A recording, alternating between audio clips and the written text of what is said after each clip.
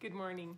I'm Denise Dryden here doing my weekly Sunday morning video on what I'm noticing out here in my coaching practice with the men and women I'm talking with, what I'm seeing on videos, and sort of transcribing some things for you, or putting into words. Transcribing is probably not the right word. Putting into words the things that maybe we're seeing, maybe we're not. To start out with, I want to talk about what happens when we look like we're revisiting something we've talked about before. And so, we can see it as a circle, right? Which is, man, I just talked about this, and here you've looped back, and we're going to talk about this again. But if we turn it sideways and we realize it's multidimensional, we're looking at it from other perspectives. And so that's what I have a particular knack at doing, is taking the same topic over and over again and giving it a different perspective. So today I want to talk about, are you a caver? Are you one of those people who caves in when someone applies a little pressure to you or pushes you a little hard and you're like, okay, I'll do it, right? So we cave for a lot of, we cave. That's all we know, right? It comes from the outside. It comes from work, whether it's a project, staying some additional time, salary, position. We cave with our family, with our kids, right? Whether you have toddlers or teens or even young adults, when they push a little bit, it's like, okay, I'll do it, right? We do it in our relationships with our partners. We also do it nationally and globally when the external is putting some pressure on us and we're like, I'd rather just go along than rock the boat. Important to know, right? We also do it from the inside, which is we can cave ourselves. I've been working on a Candida diet for the last 3.5 weeks. And let me tell you how many times that caving personality within me is like, just a little bit, or just this one time, or it doesn't really matter, does it? And so all of this internal self-dialogue, right, about the concept of caving. So there are reasons why we cave. We have reasons because, number one, we could be a baby boomer. Sort of raised in that era of a lot of people wanting you to do what you need to do to make them happy. So, our post-World War II parents, the environment really made a lot of difference how we looked on the external. And so this people-pleasing stuff just started taking off. And I took a class on Candida with Lisa Gunshore yesterday and was shocked at how deep the people-pleasing is within the baby boomer and the older Gen Xers. What happens when you don't know what to do when somebody is unhappy, when you're uncomfortable, when you're when someone's mad or they're giving you the silent treatment? It's kind of like, whoa, anything but that, right? I just can't deal with that. Another reason that we cave is when we're exhausted, when we have fatigue, when we just don't have the energy to go through the debates, go through the pushing and the pulling that happens when you say no. We do it when we're afraid of consequences. Maybe retaliation, maybe even abuse. We cave when we're disconnected from ourselves, when we don't even realize that we're just caving and caving and caving because we are just willing to sacrifice ourselves first over anything else that happens, which is, I don't care what happens to me. I don't care if I don't get some sleep tonight.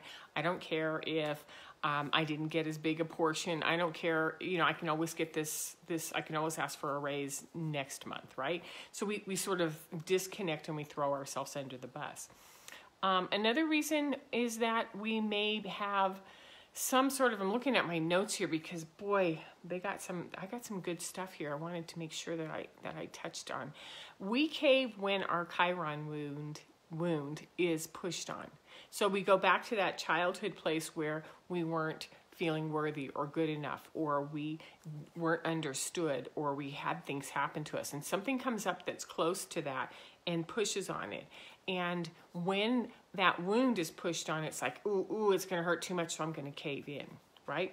So it's a story that we have in our head, and it is a wound that is familiar to those around us who need to push on it. That's the hard part. Let's see, we also cave when there's a form of self-abuse, which is like, I really don't care. I'm going to drink the rest of that bottle of wine. I'm going to eat the rest of that box of chocolates. I'm going to stay up really late and watch and binge on this entire Netflix series, right? So these are the kinds of things that happen. So externally, what happens is that we comply. We comply with the other because it takes too much time, energy, or focus or willpower to push against them. And we do what others want us to do. And so we just went through a year and a half of this where if everyone's wearing a mask, I should wear a mask. If everyone's talking about being vaccinated, we should probably do this.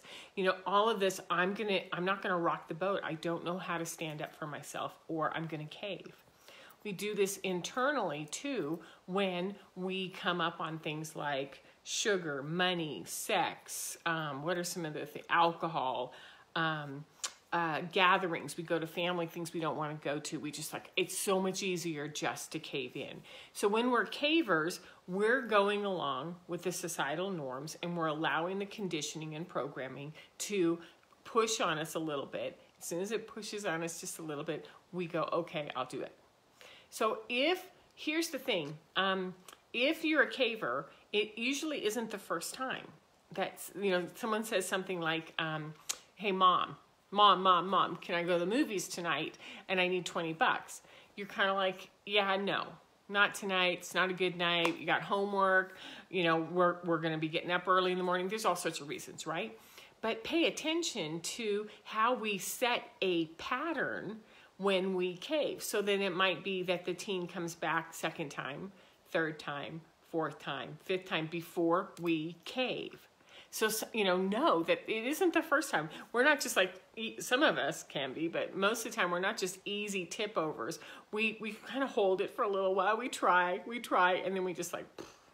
So the biggest part of understanding this caving thing is that we're teaching the people around us and we're teaching ourselves that we're going to give in.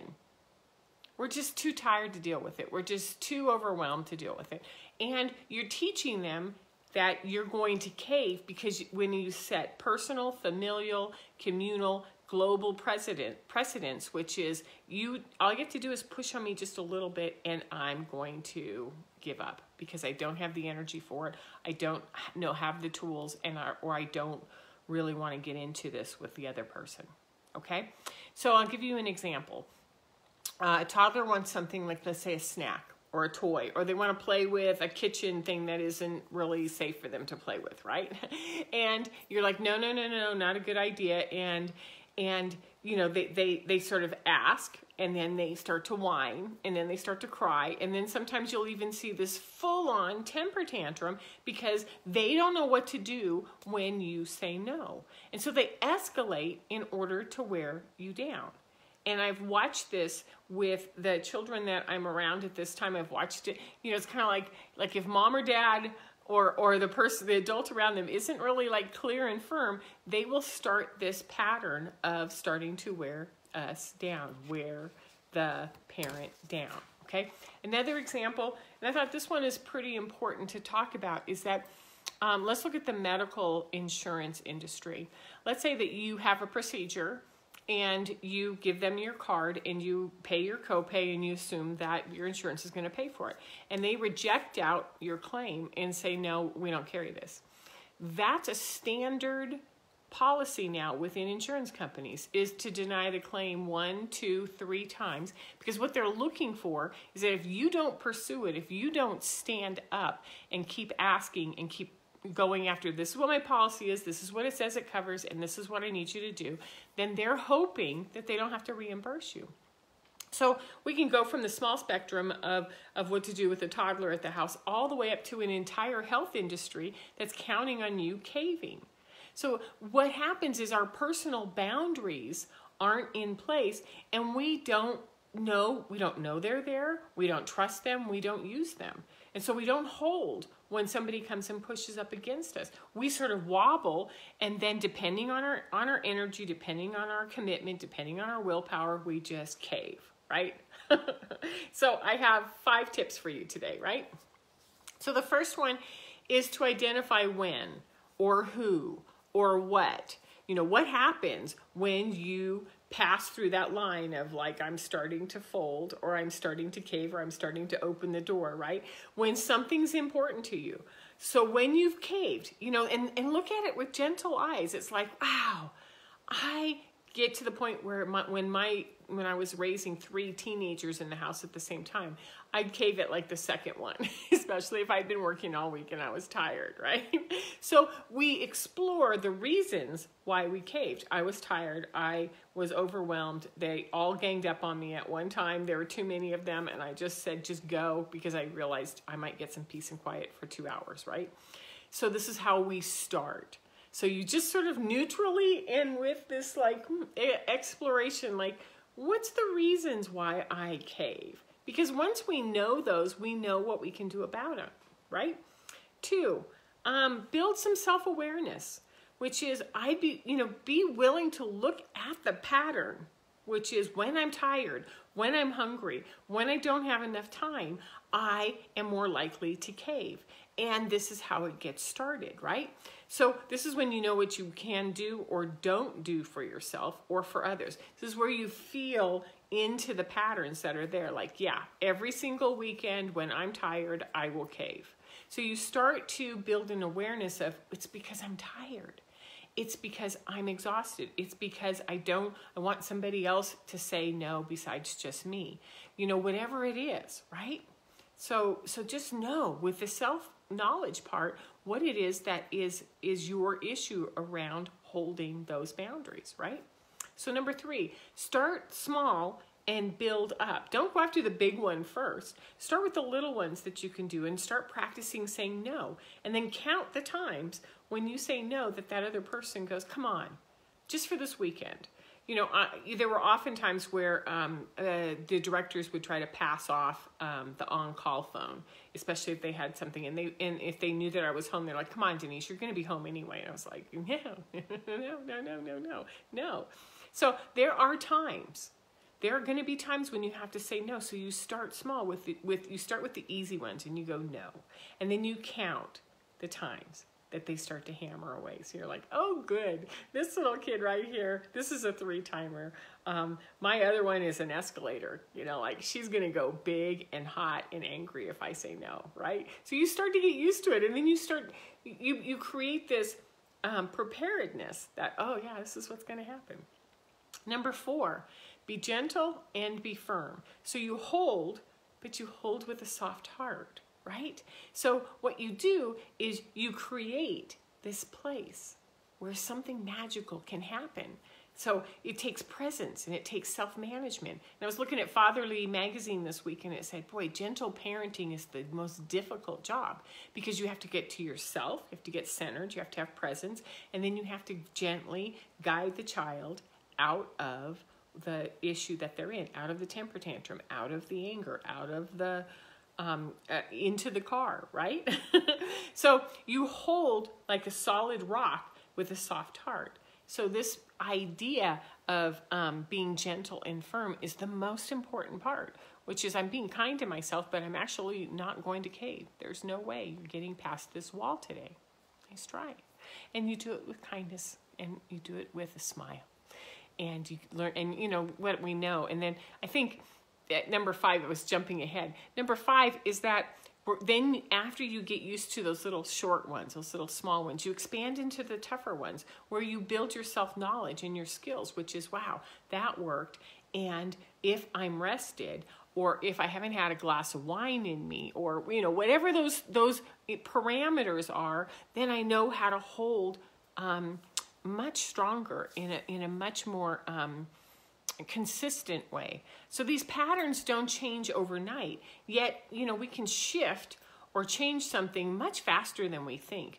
And what I noticed is that when I'm very convinced that I'm going to hold this boundary, I might have to like get really succinct in how I do this 1 or 2 times, and then the pattern is broken and it's over. So this is the kind of stuff that I've been working on lately, and I think these patterns are important, and they're up right now, which is why I started talking about caving again, and boundaries, because those are something I've done 2 or 3 years ago when I was working specifically with kids in program. So if this is what you're interested in, you can find me on DeniseDryden.com, and I hope you have a great week, and I will see you next Sunday. Take care. Bye-bye.